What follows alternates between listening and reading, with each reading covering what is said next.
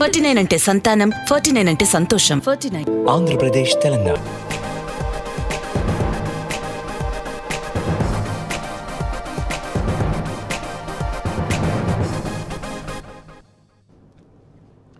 నమస్తే తెలంగాణ, నా పేరు Rajesh. Welcome to T news. ముందుగా హెడ్లైన్స్. రాష్ట్రపతి ఎన్నికల్లో హాట్ టాపిక్గా ఆత్మ ప్రబోధ ఓటు. సీఎం కేసీఆర్ పిలుపుపై రాజకీయ వర్గాల్లో చర్చ. రాష్ట్ర వ్యాప్తంగా బై బై మోడీ ఫ్లెక్సీలు. కేంద్రం వైఫల్యాలు ప్రతిబింబించేలా కటౌట్లు. ఆదిలాబాద్లో బీజేపీకి భారీ షాక్. టీఆర్ఎస్లో చేరిన కౌన్సిలర్, పలువురు నేతలు. తెలంగాణ ఆయుష్ విభాగం పనితీరు బేష్. కరోనా సమయంలో అద్భుతంగా పనిచేసిందన్న నీతి ఆయోగ్. ఇవాళ మహారాష్ట్ర అసెంబ్లీ స్పీకర్ ఎన్నిక. ప్రత్యేకంగా భేటీ కానున్న శాసనసభ.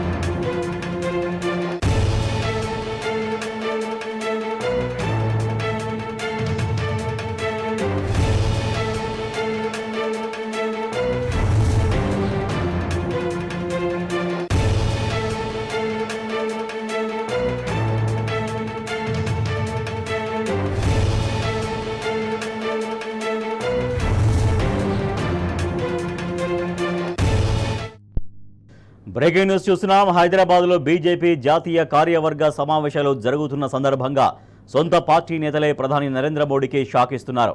గ్రేటర్ హైదరాబాద్, గ్రేటర్ వరంగల్కు చెందిన పలువురు కార్పొరేటర్లతో పాటు ఇతర నేతలు ఇప్పటికే బీజేపీకి గుడ్ బై చెప్పి కారెక్కారు. మరికొందరు బీజేపీ ప్రజా ప్రతినిధులు, నేతలు ఇదే బాటలో ఉన్నారు. తాజాగా ఆదిలాబాద్ మున్సిపాలిటీ 6వ వార్డు బీజేపీ కౌన్సిలర్ నెమలికొండ కరుణ తన అనుచరులతో కలిసి ఎమ్మెల్యే జోగు రామన్న ఆధ్వర్యంలో మంత్రి కేటీఆర్ సమక్షంలో టీఆర్ఎస్లో చేరారు. ఈ సందర్భంగా మంత్రి కేటీఆర్ ఆమెకు గులాబీ కండువా కప్పి సాదరంగా ఆహ్వానించారు. టీఆర్ఎస్ ప్రభుత్వం చేపడుతున్న అభివృద్ధి, సంక్షేమ పథకాల్ని చూసి పార్టీలో చేరినట్లు వారు పేర్కొన్నారు.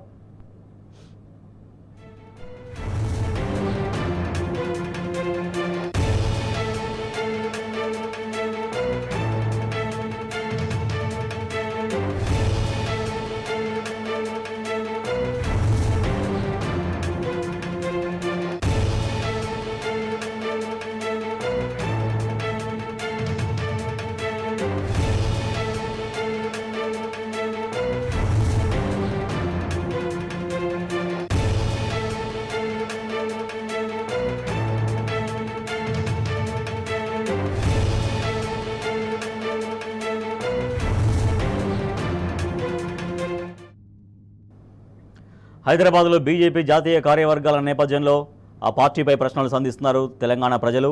బై బై మోదీ క్యాప్షన్తో తెలంగాణ అంతటా వెలిసిన ఫ్లెక్సీలు అనేక ప్రశ్నల్ని సంధిస్తున్నాయి. ఎల్బీ నగర్లో ఏర్పాటు చేసిన ఓ ఫ్లెక్సీలో భారత ప్రజాస్వామ్యం సిగ్గుపడేలా బీజేపీ ప్రభుత్వం పాలన చేస్తుందని విమర్శిస్తూ ఏర్పాటు చేశారు. అరుణాచల్ ప్రదేశ్, బీహార్, కర్ణాటక, మహారాష్ట్రలో రాజ్యాంగ స్ఫూర్తికి విరుద్ధంగా వ్యవహరించిందని ఫ్లెక్సీలో పేర్కొన్నారు.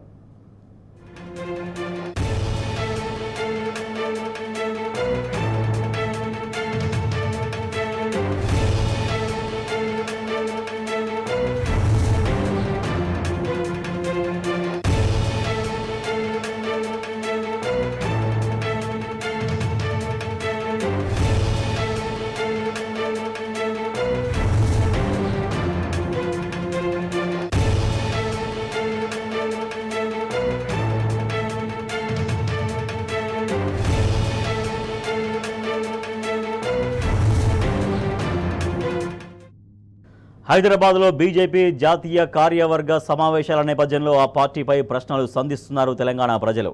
బై బై మోదీ క్యాప్షన్తో తెలంగాణ అంతటా వెలసిన ఫ్లెక్సీలు అనేక ప్రశ్నల్ని సంధిస్తున్నాయి. ఎల్బీ నగర్లో ఏర్పాటు చేసిన ఓ ఫ్లెక్సీలో భారత ప్రజాస్వామ్యం సిగ్గుపడేలా బీజేపీ ప్రభుత్వం పాలన చేస్తుందని విమర్శిస్తూ ఫ్లెక్సీ ఏర్పాటు చేశారు. అరుణాచల్ ప్రదేశ్, బీహార్, కర్ణాటక, మహారాష్ట్రలో రాజ్యాంగ స్ఫూర్తికి విరుద్ధంగా వ్యవహరించిందని ఫ్లెక్సీలో పేర్కొన్నారు.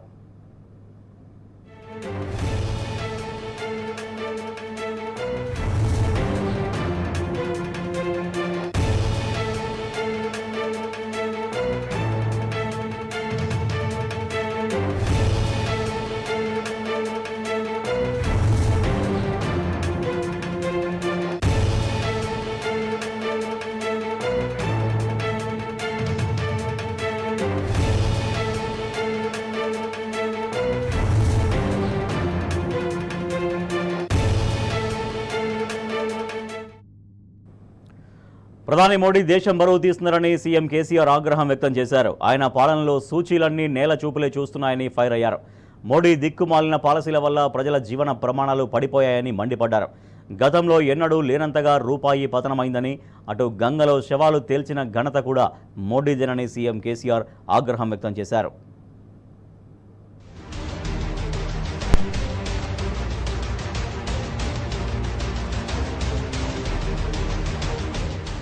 చరిత్రలో ఎన్నడూ లేని విధంగా ప్రధాని మోదీ పాలనలో రూపాయి విలువ దిగజారిందన్నారు సీఎం కేసీఆర్. మోదీ పాలన ఎంత దుర్భరంగా ఉందో రూపాయి పతనం చూస్తే అర్థమవుతోందని తెలిపారు. బంగ్లాదేశ్, నేపాల్ వంటి దేశాల కరెన్సీ విలువ దిగజారినప్పుడు కేవలం భారత కరెన్సీ మాత్రమే ఎందుకు క్షీణిస్తోందని సీఎం కేసీఆర్ సూటిగా ప్రశ్నించారు. మన్మోహన్ హయాంలో రూపాయి విలువ పడిపోతోందంటూ లొల్లి చేసిన మోదీ ఇప్పుడు దీనికి ఏం సమాధానం చెబుతారని నిలదీశారు. అసలు రూపాయి విలువ ఎందుకు పడిపోతుందో దేశ ప్రజలు తెలుసుకోవాలనుకుంటున్నారని, బీజేపీ బహిరంగ సభలో దీనికి సమాధానం ఇవ్వాలని అన్నారు సీఎం కేసీఆర్. मोदी जी, आप जब रुपया गिर रहा था, जब माननीय मनमोहन सिंह जी प्रधानमंत्री थे, आप अपने गला फाड़ फाड़ के बोल रहे थे. आज रुपये का वैल्यू क्या है, मैं पूछ रहा हूं आपसे. कल उत्तर दीजिए. भारत के इतिहास में पहली बार सबसे नीचा वैल्यू किसी प्रधानमंत्री के समय में नहीं हुआ. यह भी आपको शोभा देता है प्रधानमंत्री जी. 79 रुपीस यूएस डॉलर के प्रति आज हमारा रुपये का वैल्यू है 79 रुपीस. अरे बाप रे, ये देश का हालत को बता रहे. आपका कितना महान एडमिनिस्ट्रेशन है, इसका यह नतीजा है. आप ही कह रहे थे. मैं जानना चाहता हूं भाई, नेपाल का रुपया नहीं गिरता, बांग्लादेश का नहीं गिरता, सिर्फ भारत का ही क्यों गिरता? हम जानना चाह रहे हैं मोदी जी, आज भारत का ही रुपया क्यों गिरता? हम भी आज जानना चाह रहे हैं, देश जानना चाह रहे हैं. किसी प्रधानमंत्री के समय में इतना नीचे नहीं गया रुपये वैल्यू जितना आपके समय में जा रहा है. और फिर भी आप बोलते हैं आपका ढोल बजाओ. क्या यह सच्चाई नहीं है? अगर आप निर्दोष हो, इसका उत्तर दीजिए कल के सभा में, जनता को बताइए. हम खुलेआम पूछ रहे. न मकान दिए, न दुकान दिए, न वादा किया गया पैसे दिए, न नौकरी दिए. 2 लाख 2 करोड़ नौकरियां हर साल. हैरत की बात यह है, नया तो नहीं मिले, लेकिन जिस कदर आप प्राइवेटाइज कर रहे हैं, LIC जैसे संस्था को भी बेच रहे, नवरत्ना को भी बेच रहे, लोगों को रोड पे लाया जा रहा है. नया तो नहीं मिले, लेकिन है जो मौजूदा है वो भी जा रहे. ये मेरा बात नहीं, सारे देश ये बात जानता है. मोदी जी, आपका कालखंड में इतनी खूब एक भी काम आप कामयाब नहीं रहे. एक भी काम. आप अपने आप को रिव्यू कीजिए एक बार, मन से इंट्रोस्पेक्ट कीजिए, क्या हो रहा है. గంగా నదిలో గతంలో అస్థికలే కలిపేవారు. కానీ వేల శవాలను గంగా నదిలో తేల్చిన ఘనత ప్రధాని మోదీదేనని మండిపడ్డారు ముఖ్యమంత్రి కేసీఆర్. కరోనాను కంట్రోల్ చేయడంలో ప్రధాని మోదీ ఘోరంగా విఫలమయ్యారని ఆగ్రహం వ్యక్తం చేశారు. అకస్మాత్తుగా లాక్డౌన్ ను ప్రకటించి దేశంలోని నిరుపేదలను ఆగం చేశారని దుయ్యబట్టారు. మోదీ వైఫల్యం వల్లే గంగా నదిలో శవాలు తేలాయని ఫైర్ అయ్యారు సీఎం కేసీఆర్. మోదీ పాలనలో నిరుద్యోగం పెరిగిపోయిందని ముఖ్యమంత్రి కేసీఆర్ ధ్వజమెత్తారు. गंगा जी को बहुत पवित्र मानते हैं हम लोग. गंगा जी का पानी पूजा पाठ में हम इस्तेमाल करते हैं. इतनी पवित्रता, इतनी मान्यता. गंगा जी में अपने बुजुर्गों का अस्थि निमज्जन करते हैं हम लोग. हां, इस बात में मोदी जी का एक बहुत बड़ा विकास इन्होंने किया है. पवित्र गंगा में इन्होंने अस्थि नहीं बल्कि मानव शरीर को ही बहा दिया. शव बहे, हजारों के तादाद में शव बहे. कोरोना कंट्रोल में पूरी तरह से आप फेल्यूर हो गए. लाखों लोगों का मृत्यु का आप कारण बने. सडनली जो ओवरनाइट आपने लॉकडाउन अनाउंस किया, आजादी के बाद the largest trauma faced by the Indian polity. You made the people, lakhs of people, crores of people to walk on the roads. दुख होता है. जो वीडियो कॉन्फ्रेंसेस कोरोना का समय में ये कर रहे थे, मैंने सुझाव दिया था यशवंत जी, बड़ा दुख होता है. मैंने कहा भाई ट्रेन तो दे दो, कम से कम उनको भेज देते हैं, ट्रेन चालू करो. शर्म की बात तो यह है, उतने गंभीर समस्या जनता फेस कर रही थी, दुखी थी जनता. मोदी जी कहता फ्री ट्रेन नहीं देंगे. यशवंत साहब, आप जिस राज्य से आते हैं वहां का भाई बंधु हमारे पास कई इलाकों में काम करते हैं. लाखों लोग बिहार से, झारखंड से, बंगाल से, उत्तर प्रदेश से, तेलंगाना में काम करते हैं कईयों फील्ड्स में. मैंने उन लोगों को आश्वासन दिया, भाई मोदी साहब नहीं दिए, लेकिन हम है, तेलंगाना राज्य की सरकार है, हम आप लोगों को तेलंगाना राज्य के विकास के प्रतिनिधि मानते हैं. आपके पसीना से, आपके मेहनत से तेलंगाना का प्रगति बढ़ती है. तो इसीलिए हमने हमारे लोगों के साथ उनको मुफ्त राशन दिया, दवाई दिया, फ्री ट्रेन 178 ट्रेन तेलंगाना सरकार के ओर से बुक करके वो घर पहुंचे तक उनको हर चीज, वाटर बॉटल्स के साथ, खाने के साथ, उनके जेब में 1,000 रुपए देके हमने उसको विदा किया. ఉన్న కొలువుల్నే ఊడబీకుతున్న మోదీ దేశ యువతకు ఏం చెబుతారని ప్రశ్నించారు సీఎం కేసీఆర్. తన ప్రశ్నలకు బీజేపీ బహిరంగ వేదికపై సమాధానం ఇవ్వాలని సీఎం కేసీఆర్ డిమాండ్ చేశారు.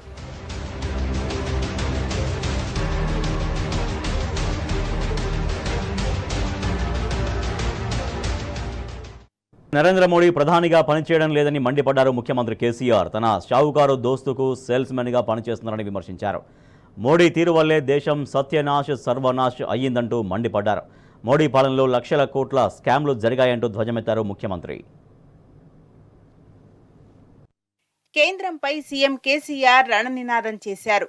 మోదీ పాలసీలు, కేంద్రం తీరును ఎండగట్టారు. మోదీ వల్ల దేశానికి ఒరిగిందేమీ లేదని, కానీ బడా వ్యాపారవేత్తల కోసం సేల్స్ మెన్ గా మారారని ఎద్దేవా చేశారు సీఎం కేసీఆర్. అటు ప్రధాని నరేంద్ర మోదీ విధానాల వల్ల ప్రపంచ దేశాల ఎదుట భారత్ తలదించుకోవలసి వస్తోందని ఆగ్రహం వ్యక్తం చేశారు. శ్రీలంకకు వెళ్లిన మోదీ అక్కడ ప్రధానిగా వ్యవహరించకుండా ఒక సేల్స్ మెన్ గా పనిచేశారన్నారు.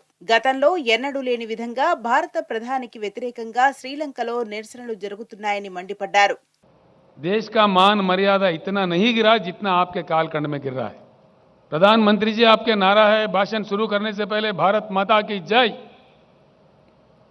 अगर आपके नारा में सही दम है, आपके रगों में बहता हुआ खून में एक बूंद में भी ईमानदारी है, सच्चाई है, तो एक बात मैं सवाल कर रहा हूं, उसका उत्तर दीजिए कि आपके खिलाफ किस प्रकार का जन आंदोलन चल रहा है श्रीलंका देश में, क्यों चल रहा है? आपने श्रीलंका जाके प्रधानमंत्री का रोल नहीं निभाया, बल्कि एक छोटा सा व्यापारी का सेल्समैन बन गए थे आप. देश का अपमान किए. नतीजा श्रीलंका का जनता टूट पड़ी है श्रीलंका के रोडों पे. ये शोभा देता है हमारे देश को? अंतर्राष्ट्रीय स्तर पर देश को सर झुकाना पड़ रहा है आपके कारनामों की वजह से. क्या ये सच नहीं है? आपके मंत्री लोग, आपके प्रवक्ता लोग, आप खुद भी गला फाड़ फाड़ के बड़े ऊंचे आवाज में बोलते हो, क्यों चुप्पी साधे हुए है श्रीलंका के मामले में? कोई सरकारी प्रवक्ता अपना मुंह क्यों नहीं खोल रहा है? మోదీతో తనకు వ్యక్తిగతంగా ఎలాంటి విభేదాలు లేవని సీఎం కేసీఆర్ స్పష్టం చేశారు. మోదీ సిద్ధాంతాలతోనే తనకు అభ్యంతరమని తేల్చి చెప్పారు. బీజేపీ సమావేశంలో తమ ప్రశ్నలకు సమాధానం చెప్పాలని సీఎం డిమాండ్ చేశారు. మేక్ ఇన్ ఇండియా మరో బూటకపు ప్రచారం కాదా అని ప్రశ్నించారు. పక్కనే ఉన్న చైనా దూసుకెళ్తుంటే మనం చాలా వెనకబడి ఉన్నామని ఆవేదన వ్యక్తం చేశారు. దేశ జీడీపీ దారుణంగా పడిపోయిందన్నారు. బీజేపీ విధానాలతో దేశం సర్వనాశనమైందన్నారు సీఎం కేసీఆర్. अगर आपके पास बुद्धि की कमी है तो सीख सकते हैं. हमारे बगल में हिमालय के उस पार रहने वाले चाइना में क्या हुआ? वहां बातें कम, काम ज्यादा, अच्छा नतीजा. यहां हमारे पास बातें ज्यादा, काम कुछ नहीं, गलत नतीजा. मेक इन इंडिया को लेके चाइना में किस प्रकार का क्रांति आया, कितने उद्योग आया, कितने निवेश आए। माओ साहब के दौर तक चाइना गरीब से गरीब था, उनका जीडीपी हमसे कम था। आज 16 ट्रिलियन इकोनॉमी से, 16 ट्रिलियन डॉलर इकोनॉमी से चाइना है। आपने देश का मजाक उड़ा दिया 5 ट्रिलियन इकोनॉमी का ख्वाब दिखा के। 5 ट्रिलियन ही मजाक था। अपने आप में हासिल होने वाला प्रगति को आपने आपका प्रचार कर लिया 5 ट्रिलियन इकोनॉमी का। आपके कालखंड में तो देश में हर चीज गिर गया। जीडीपी क्रैश, ये मेरा नहीं, सरकारी फिगर से इन्फ्लेशन बढ़ता, जीडीपी गिरता, प्राइस राइज तो आप कंट्रोल नहीं कर पाते, फिर किस चीज की आप कंट्रोल कर पा रहे? మోదీ పాలనలో ఎవరూ సంతోషంగా లేరని సీఎం కేసీఆర్ తేల్చి చెప్పారు. కిసాన్, జవాన్, యువత, చిన్న వ్యాపారులంతా మోదీ పాలనపై ఆగ్రహంగా ఉన్నారని తెలిపారు.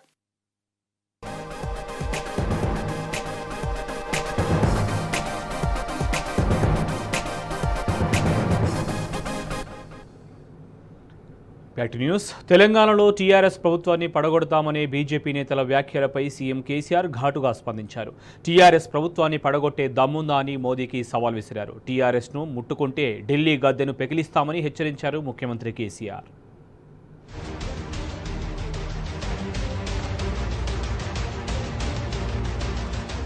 మోదీ సర్కార్ ప్రజాస్వామ్యాన్ని ఖూనీ చేస్తోందని సీఎం కేసీఆర్ మండిపడ్డారు. ఫెడరల్ స్ఫూర్తిగా విరుద్ధంగా రాష్ట్ర ప్రభుత్వాలను కూలదోస్తున్నారని ఆగ్రహం వ్యక్తం చేశారు.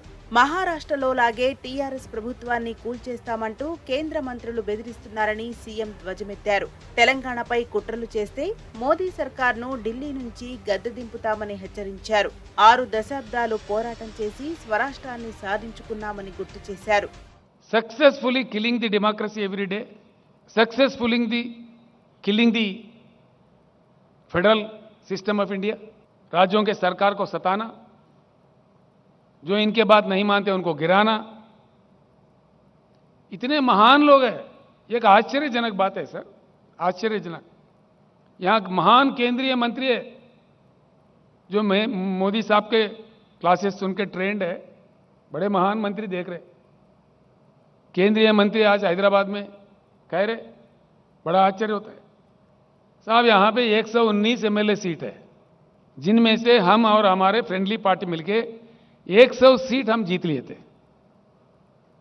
88 तो हम जीते थे, 95 सीट्स हम जीते थे, 3/4 मेजॉरिटी। उसके बाद में हमारी संख्या बढ़ी। आज टीआरएस के एमएलए है 103, 104, और हमारे एक फ्रेंडली पार्टी है उनके एमएलए 7। और माननीय केंद्रीय मंत्रीगण जो हैदराबाद में बैठे हुए हैं वो कह रहे हैं महाराष्ट्र में जैसा सरकार गिरा है तेलंगाना में देखने को मिलेगा, तेलंगाना सरकार भी गिराएंगे। ठीक बात है, गिराइए, हम भी इंतजार कर रहे हैं उस बात का, ताकि हम फ्री हो जाए। आपको दिल्ली से उतार देंगे। हमेशा हमेशा क्रांति का रास्ता क्राइसिस से ही बनता है। तेलंगाना एक ऐसा समाज है यशवंत जी, 60 साल लड़के अपने अस्तित्व को, अपने गरिमा को बनाए रखने के लिए तेलंगाना का जनता ने 60 साल लड़ी है। आखिरकार अपने बलबूते, अपने राज हासिल करके आज आगे बढ़ रहा है आप सब लोगों के आशीर्वाद से। एक जंग और लड़नी पड़े, तेलंगाना कभी पीछे नहीं हटेगा। యువత మెదడులో విద్వేషాన్ని నింపుతూ ప్రధాని మోదీ, బీజేపీలు ఒక తరాన్ని నాశనం చేస్తున్నాయన్నారు సీఎం కేసీఆర్. మోదీ పాలనలో అన్ని రంగాలు నాశనమయ్యాయన్నారు. ప్రజాస్వామ్యం, ఫెడరలిజాన్ని ఖూనీ చేశారన్నారు. రాష్ట్రాల హక్కులను కాలరాస్తూ రాష్ట్రాలకు రావాల్సిన ట్యాక్సులను సెస్సుల పేరుతో ఎగరేసుకొని పోతున్నారని మండిపడ్డారు. भारत का अपमान इस कदर हो रहा है अंतर्राष्ट्रीय स्तर पर, जिससे हमें बहुत बड़ी चिंता है। करोड़ों लोग, हमारे लोग बाहर अपना जिंदगी जीते हैं, छोटा मोटा बड़ा कुछ ना कुछ नौकरी, करोड़ों, कई करोड़ है। जिस प्रकार का द्वेष, विद्वेष, डिवीजन, हेट्रेड, युवाओं का सोच विचार को आप पोल्यूट कर रहे हैं, यह देश के लिए अच्छा है मोदी जी? मैं कह रहा हूं, हमारा इतिहास है, हमारे परंपरा है, हमारा देश का गरिमा है, सहनशील देश है, हमारे सहिष्णुता है, हमारा संस्कार रही है। जीवो और जीने दो। आप आधा पेट खाओ लेकिन अगला को खिलाओ। शास्त्री जैसा महान नेता उपवास रखने के लिए कहा सब देश के लिए, देश के गरीबों के लिए। जो अमीर लोग हैं हफ्ते में एक बार का खाना बंद करके गरीबों को दो। ऐसे महान नेता थे। आज किस प्रकार के नेता हम देख रहे हैं? इधर खुदवाई करो, उधर खुदवाई करो। यह है देश भारत? किस भारत का सपना आपने बताया चुनाव के दरमियान? और किस प्रकार का नजारा आप आज दिखा रहे हैं? आपका प्रदर्शन किस प्रकार का विष, द्वेष, जो अंतर्राष्ट्रीय स्तर पर हम गिर रहे हैं, भारत देश का अपमान हो रहा है, जो आगे के लिए अच्छा नहीं है। It's not at all good for the country. बिल्कुल democracy is killed, federalism is killed. कानून बदल के, रास्ते बदल के, राज्यों के पैसे छीन लो, टैक्स को सेस में बदलो। यशवंत जी, करीब 30 लाख करोड़ जिनमें से राज्यों को हिस्सा देना था टैक्स, इन्होंने टैक्स को नाम दिया सेस। आप जानते हैं, you know it very well because you are the great finance minister of India, you know the insights. करीब 30 लाख करोड़ अकेले ही ले लिए। ప్రధాని మోదీ నిర్ణయాలు, విధానాలతో ప్రపంచం ముందు దేశ ప్రజలు తలదించుకోవాల్సిన పరిస్థితి వచ్చిందని సీఎం కేసీఆర్ అన్నారు. అబ్ కీ బార్ ట్రంప్ సర్కార్ అంటూ అమెరికా ఎన్నికల్లో పిలుపు ఇవ్వడంపై ఆగ్రహం వ్యక్తం చేశారు. అమెరికా ఎన్నికలను అహ్మదాబాద్ మున్సిపల్ ఎన్నికలు అనుకున్నారా అని ప్రశ్నించారు. కనీసం దేశ రాజధాని ఢిల్లీలో మంచినీటిని ఇవ్వలేని అసమర్థ ప్రధాని మోదీ అని సీఎం కేసీఆర్ విమర్శించారు. और आपकी नीति देखिए, किसी भी प्रधानमंत्री के समय जब सारा दुनिया पार्लियामेंट्री डेमोक्रेसी अडॉप्ट किया है, चुनाव के प्रक्रिया को लेकर चला रहे, हमारे जैसे कई देश हैं जहां चुनाव के जरिए सरकारों को चुने जाते हैं। और किसी भी प्रधानमंत्री कभी भी ये गलती नहीं करे कि दूसरे देशों के चुनाव के संदर्भ में हम दखल अंदाजी ना दे। पता नहीं कौन जीतेगा, कौन हारेगा। जब दुनिया के साथ जीना है, हर देश के साथ हमारे संबंध अच्छे रखने पड़ते हैं। It's a dire necessity of the country to keep good relations with all the nations. Modi ji की महानता यह है, उनका बुद्धि देखिए, कुशलता। ये गए ह्यूस्टन में, अमेरिका में, अमेरिका अध्यक्ष का लड़ाई लड़ने गए और कह दिया वहां पे, अब की बार ट्रंप सरकार। अब ट्रंप गया गंगा में, तो भारत कहां जाए? ये नीति है। ये जो काम आपने किया, जान के किया या अनजाने में किया मोदी जी? कोई देश का प्रधानमंत्री ऐसे करेगा कभी भी? आप क्या समझे अमेरिका अध्यक्ष चुनाव को? अहमदाबाद म्युनिसिपल कॉर्पोरेशन इलेक्शन समझा? कोई जिम्मेदारी थी जब आप ये बात कह रहे थे? इतना बड़ा देश का क्या कर रहे थे आप? मजाक उड़ा रहे थे आप। ये है जी इनकी नीति। ये है हमारे देश के महान प्रधानमंत्री जो गला फाड़ फाड़ के बोलते हैं, धूम धूम मचा देते हैं छोटी छोटी बात पे। बताइए, आपने कहा कि नहीं कहा आपके ह्यूस्टन के सभा में? अगर कहा तो क्यों कहा? मैं तो डिमांड करता हूं, देश से माफी मांगिए आप। हां, बिल्कुल डिमांड करते हैं। जो अपने भारत के गरिमा को कम किया है। దేశం కోసం అవసరమైతే మరో పోరాటానికి టీఆర్ఎస్ సిద్ధంగా ఉందన్నారు సీఎం కేసీఆర్. ఇంకో పోరాటం చేయాల్సి వస్తే తెలంగాణ ఎప్పుడూ వెనకడుగు వేయబోదని ఆయన తేల్చి చెప్పారు. రాష్ట్రపతి అభ్యర్థి యశ్వంత్ సిన్హాకు తెలంగాణ గడ్డ అపూర్వ స్వాగతం పలికింది. బేగంపేట ఎయిర్పోర్ట్లో ముఖ్యమంత్రి కేసీఆర్ సిన్హాకు ఘన స్వాగతం పలికారు. యశ్వంత్ సిన్హాకు సంపూర్ణ మద్దతు తెలుపుతూ టీఆర్ఎస్ క్యాడర్ నినాదాలతో హోరెత్తించారు. బేగంపేట నుంచి జలవిహార్ వరకు వేలాది బైకులతో భారీ ర్యాలీ నిర్వహించారు. విపక్షాల రాష్ట్రపతి అభ్యర్థి యశ్వంత్ సిన్హాకు హైదరాబాద్ లో ఘన స్వాగతం లభించింది. బేగంపేట ఎయిర్పోర్ట్ లో సీఎం కేసీఆర్ స్వయంగా సిన్హాకు గ్రాండ్ వెల్కమ్ పలికారు. యశ్వంత్ సిన్హాకు మంత్రి కేటీఆర్ అభివాదం చేసి సాదర స్వాగతం చెప్పారు. ఈ సందర్భంగా పలువురు మంత్రులు, ఎంపీలు, ఎమ్మెల్యేలు, ఎమ్మెల్సీలు, టీఆర్ఎస్ నేతలతో పాటు కార్యకర్తలు వేలాదిగా తరలివచ్చారు. యశ్వంత్ సిన్హాకు అపూర్వ స్వాగతం పలికారు. యశ్వంత్ సిన్హా రాక సందర్భంగా ఎయిర్పోర్టు పరిసరాలు గులాబీ వనాన్ని తలపించాయి. ఎటు చూసినా గులాబీ జెండాలే కనిపించాయి. జై కేసీఆర్, జై హో టీఆర్ఎస్ నినాదాలు మిన్నంటాయి. యశ్వంత్ సిన్హాకు సంపూర్ణ మద్దతు తెలుపుతూ టీఆర్ఎస్ క్యాడర్ నినాదాలతో హోరెత్తించారు. అనంతరం బేగంపేట ఎయిర్పోర్టు నుంచి జలవిహార్ కు భారీ ర్యాలీ నిర్వహించారు. పెద్ద సంఖ్యలో కార్లు, 10,000 బైకులతో కాన్వాయ్ జలవిహార్ కు పయనమైంది. యశ్వంత్ సిన్హా, సీఎం కేసీఆర్ ర్యాలీలో పాల్గొన్నారు. టీఆర్ఎస్ శ్రేణులు గులాబీ జెండాలతో సందడి చేస్తుండగా బైక్ ర్యాలీ ముందుకు సాగింది. బేగంపేట, ఖైరతాబాద్ మీదుగా ర్యాలీ జలవిహార్ కు చేరుకుంది. రాష్ట్రపతి అభ్యర్థి యశ్వంత్ సిన్హా రాకను పురస్కరించుకొని హైదరాబాద్ జలవిహార్ లో పండుగ వాతావరణం కనిపించింది. సీఎం కేసీఆర్ తో కలిసి యశ్వంత్ సిన్హా జలవిహార్ కు చేరుకున్న సందర్భంగా గులాబీ శ్రేణులు జయ జయ ధ్వానాలు చేశారు. బతుకమ్మలు, బోనాలు, డప్పు దరువులతో సిన్హాకు ఘన స్వాగతం లభించింది. కళాకారులు ఆటపాటలతో అపూర్వ స్వాగతం పలికారు. మంత్రులు, ఎంపీలు, ఎమ్మెల్యేలు, ఎమ్మెల్సీలతో పాటు ఇతర ప్రజా ప్రతినిధులు, టీఆర్ఎస్ శ్రేణులు భారీగా తరలివచ్చే గ్రాండ్ వెల్కమ్ చెప్పారు. జలవిహార్ కు వచ్చే దారులన్నీ గులాబీమయమయ్యాయి. ఫ్లెక్సీలు, కటౌట్లు, గులాబీ జెండాలతో సందడి వాతావరణం నెలకొంది. జై కేసీఆర్, జై హో టీఆర్ఎస్ నినాదాలు మారుమోగాయి. అనంతరం సీఎం కేసీఆర్ అధ్యక్షతన సభ విజయవంతంగా జరిగింది. రాష్ట్రపతి అభ్యర్థి యశ్వంత్ సిన్హాకు సీఎం కేసీఆర్ సంపూర్ణ మద్దతు ప్రకటించారు. ఇంతటి ఆదరాభిమానాలు చూపించిన తెలంగాణ గడ్డకు యశ్వంత్ సిన్హా ధన్యవాదాలు తెలిపారు. దేశానికి కేసీఆర్ లాంటి విజన్ ఉన్న నాయకుడు అవసరమన్నారు విపక్షాల రాష్ట్రపతి అభ్యర్థి యశ్వంత్ సిన్హా. తెలంగాణ ఏర్పడ్డ తర్వాత రాష్ట్ర అభివృద్ధి కోసం ఆయన పడుతున్న తపన, రాష్ట్రాన్ని అన్ని రంగాల్లో అగ్రగామిగా నిలిపేందుకు పడుతున్న కృషి అభినందనీయమన్నారు యశ్వంత్ సిన్హా. साफ शब्दों में आज कहना चाहता हूं कि आपके आदरणीय, हमारे आदरणीय मुख्यमंत्री तेलंगाना के जो हैं, इनके साथ मिलकर हम लोग इस लड़ाई को लड़ेंगे पूरे देश में. मैं इनसे फिर मिलूंगा क्योंकि अभी हवाई अड्डे से यहाँ तक आते आते हम लोगों ने कुछ बातें की हैं, कुछ और बातें आगे बढ़ानी हैं. तो हम इनसे फिर मिलेंगे, फिर बात करेंगे कि इस लड़ाई को आगे कैसे बढ़ाया जाए. इस देश को जरूरत है केसीआर जैसे नेताओं को. और मैं इसलिए इनकी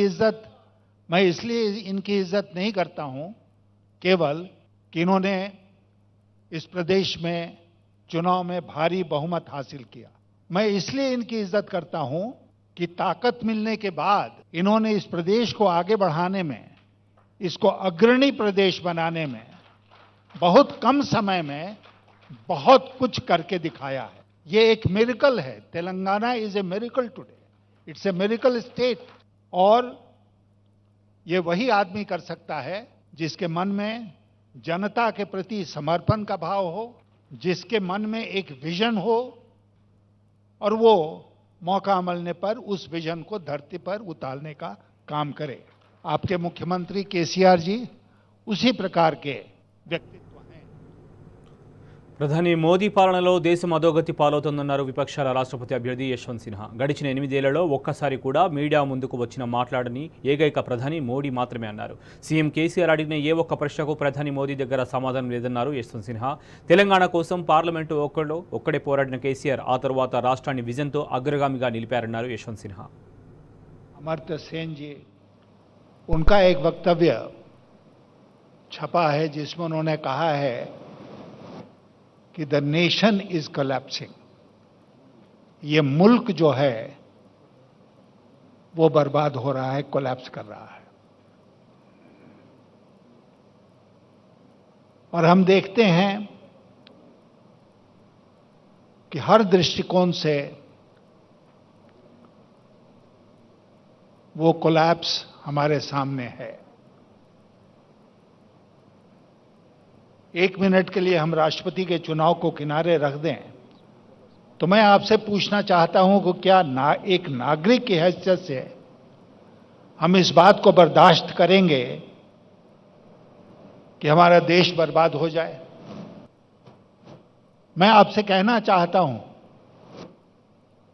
कि एक साधारण नागरिक भी फोन करे तो ऊंचे से ऊंचे पद पर बैठे व्यक्ति को उस फोन का उत्तर देना चाहिए। लेकिन हमारे प्रधानमंत्री जी ने यह शिष्टाचार सीखा ही नहीं। ये जो चुनाव हो रहा है, इसके बारे में सर्वानुमति बन सकती थी। It was possible to forge a consensus. लेकिन वो जिम्मेदारी किसके ऊपर थी? वो सरकार के ऊपर थी कि वो सबसे बात करते, आदरणीय मुख्यमंत्री जी से बात करते कि हमारी ये सोच है, आपकी क्या सोच है, कैसे सर्वानुमति बनाई जाए। लेकिन उन्होंने ऐसा नहीं किया, और इसलिए ऐसा नहीं किया कि वो सर्वानुमति में, कंसेंसस में विश्वास करते ही नहीं है।